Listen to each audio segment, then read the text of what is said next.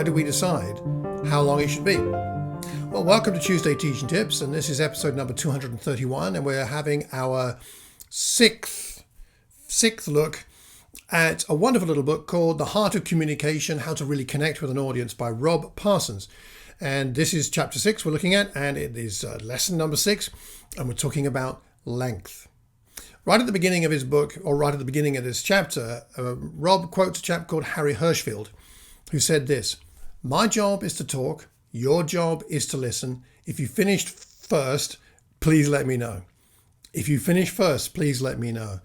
So this establishes a principle right at the beginning here, that the right length of a lesson is what our audience can endure, maybe not the right word, what they can reasonably accept as being helpful, as being effective in them hearing, taking in, learning, and being able to act upon what they're hearing from us. There's a lot of conviction about the length of lessons. My word, I have friends who sincerely believe that any lesson longer than 20 minutes is a total waste of time. And I have others who feel that if you're going to convey any sense of depth and significance, you've got to have lessons much longer than that, perhaps 30, 40, 50 minutes, depending.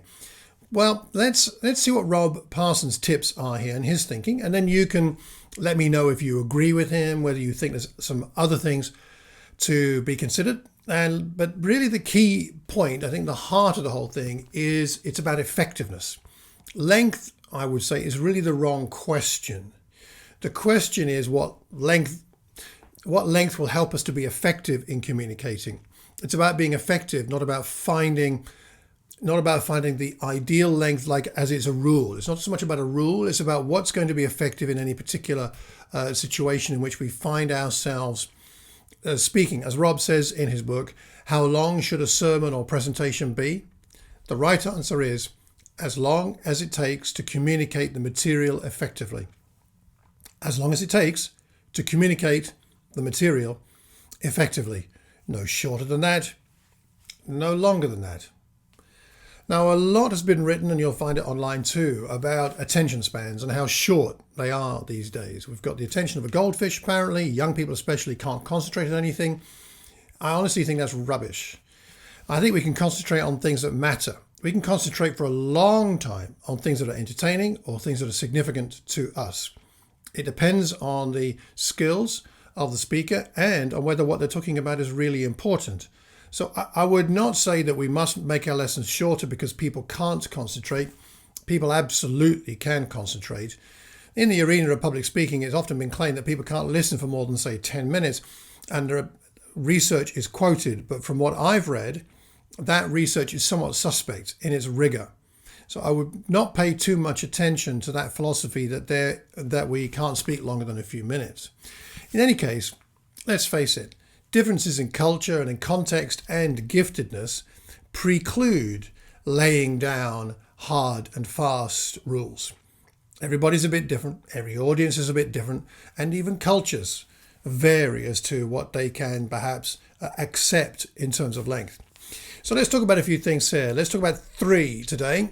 Firstly, length and depth. Secondly, unforeseen circumstances. And thirdly, we'll talk a little bit about knowing our material. Firstly, length and depth. Now, for many people, length and depth go together. In other words, the longer, the deeper the lesson or the things we're talking about. But length and depth are not the same thing. One does not depend on the other. You don't have to go long to be deep. The parables of Jesus. I only have to point you in that direction, don't I? Just think about the parables of Jesus. How long were these parables? I'm looking at one here, the wise and foolish builders. Verse 24 of chapter 7 down to verse 27 of chapter 7. One paragraph, very deep, not long. His parables are almost all remarkably short, and it's very hard to write parables of similar length and depth. So depth and length don't have to go together. In fact, Rob in his book warns against wearing our ability to speak at length as a kind of badge of honor. Like, yes, I'm the kind of person that can speak for an hour and it's okay and I can do it. Honestly, our audiences don't care what we think of our abilities. They only care about whether they can receive from us what is useful and valuable. if you're not sure about your abilities and giftedness in this area of length, ask your friends. Ask your friends what they think about your ability to speak short or long. Some of us, frankly, speaking really short is not a natural gift. We might need more than 5 or 10 minutes to fully develop our thinking and express it well. Some of us should speak longer, believe it or not. You may not think I'm going to recommend this, but I am. I think some of us need to speak longer. However, you'll have others of us who speak long, 30, 40, 50 minutes or more, and our congregations and our friends would tell us that's not your gift. Your gift is not a 40-minute lesson. Your gift is more like perhaps 20 minutes.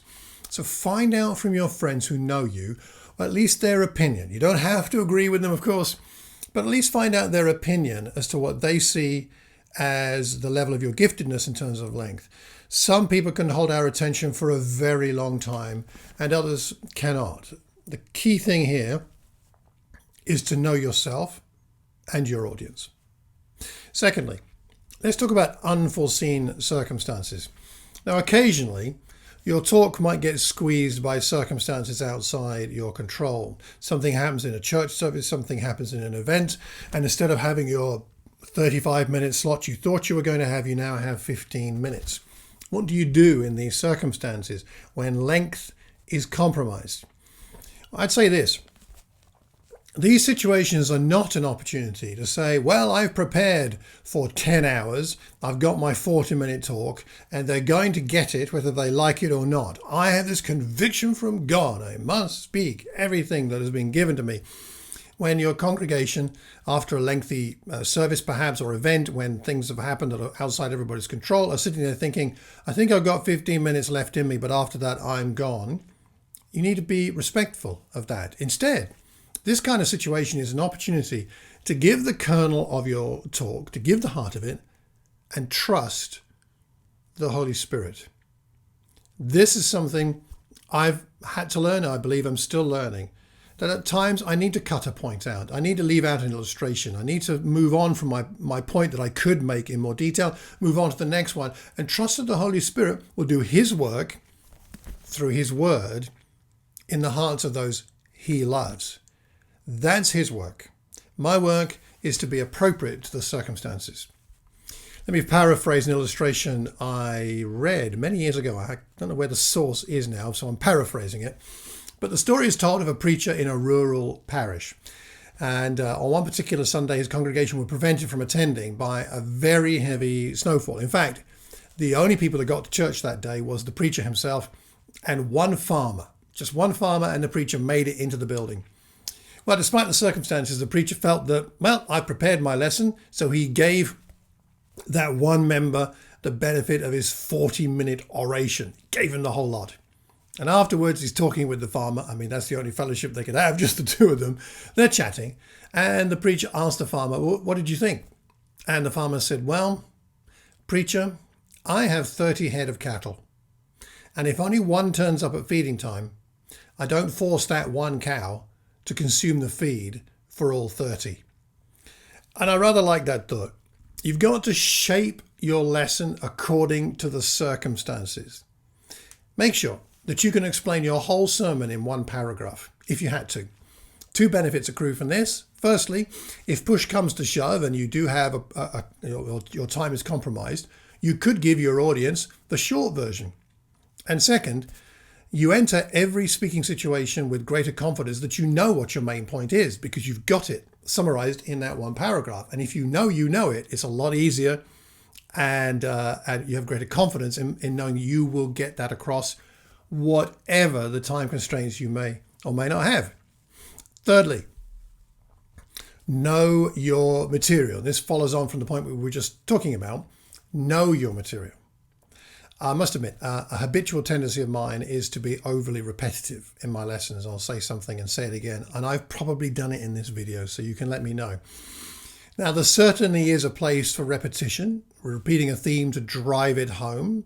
It's a hallmark of good comedy that something is brought back again and again as an extra laugh, but also to make a point. And Jesus repeats himself from time to time, and so do other writers like Paul. But I am also conscious that sometimes that repetition is not a deliberate device to help people remember. It's because I don't know my material quite as well as I might, and I end up, honestly, waffling. Not intentionally, but that's the reality. What's the cure for this? Perhaps what the famous preacher Spurgeon said to his students might help here. Let me quote. "There is such a thing as having too much to say, and saying it until hearers are sent home loathing rather than longing." If you ask me how you may shorten your sermons, I should say study them better. Study them better, Spurgeon said. Spend more time in the study that you may need less in the pulpit. More time in the study so that you need less in the pulpit. His context might be a bit different to yours and mine, but the principle applies. Do you know your material? Really know it? In other words, you could give your talk without notes. Not that I'm suggesting you should do that, like it's something you have to do. But ultimately, if we know it well enough where we could give at least the majority of it without our notes, we really know it. We get our Bible passage open and we can talk about it meaningfully. Well, to wrap up, let's think about Jesus and the Apostle Paul, for example. Jesus spoke short on occasions and long on others. Looks like the Sermon on the Mount was relatively long. Looks like his parables, often just done at the spur of the moment, were pretty short. The Apostle Paul, of course, gives us a rather humorous situation in Acts 20, where we're told that on the first day of the week, in Acts 20, verse 7, when we were gathered together to break bread, Paul began talking to them, intending to leave the next day, and he prolonged his message until midnight. Now, we don't know how long before midnight he started talking, but the fact that it mentions it, and of course Eutychus falls out of the window asleep a little after this, we know it was a long lesson. It was a long night. It was the right time. It was the right context. This place, this congregation needed to hear and wanted to hear at length from Paul. So we know that short is good, and we know that long is good. It depends on the context. So thinking about this as speakers and how we can develop and grow, my advice would be this. Firstly, if habitually you're a short speaker, you feel you can do 5 minute, 7 minute, 10-minute lessons, you struggle to go longer than that. If habitually you're a short speaker, try speaking longer. Have a go at doing a 20, 30, 40-minute lesson.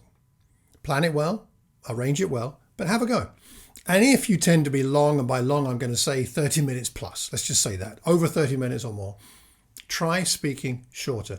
Dare yourself and perhaps surprise your congregation next time. If you normally do a 40-minute sermon, do a 14-minute sermon. Try it. I dare you. See what happens. See what people say to you. Try speaking shorter. Let's all of us try to do our best to develop the full gamut of competencies to make sure that we're better equipped for whatever circumstances we may find ourselves in. If you may find yourself in a place where someone's asking you to do a 30, 40, 50-minute lesson, do it, but train yourself. And somebody else, another circumstance, will say, you know what, today we've only got time for 15 minutes, but you know you can do it because you've practiced and you've worked at it. As always, the issue is what our congregations need, not what we feel works for us. So let me leave you with a couple of questions. Firstly, what is your tendency? Are you the kind of person who tends to be short or tends to be long? And why is that? What are the barriers for you to speaking shorter or longer? What gets in your way? If you'd like to share that with me, please feel free. You can leave a comment on anything I've said today, either wherever you hear or see this podcast or YouTube video, or at my website, malcolm@malcolmcox.org. You can also email me, malcolm@malcolmcox.org. And the website rather is malcolmcox.org, and the email is malcolm@malcolmcox.org. Get that right. Leave me a comment. I'd very much appreciate that. If you know anybody that might benefit from this, please pass it on. If you haven't already signed up for my newsletter, you'll find that at the website. And if you do, I will send you a free ebook called How God Grows His People, about spiritual disciplines. Next week, we'll be taking another look at this book. If you've got any thoughts or questions about any of this, do let me know. Until the next time, I hope you have a terrific Tuesday and a wonderful week. Take care and God bless.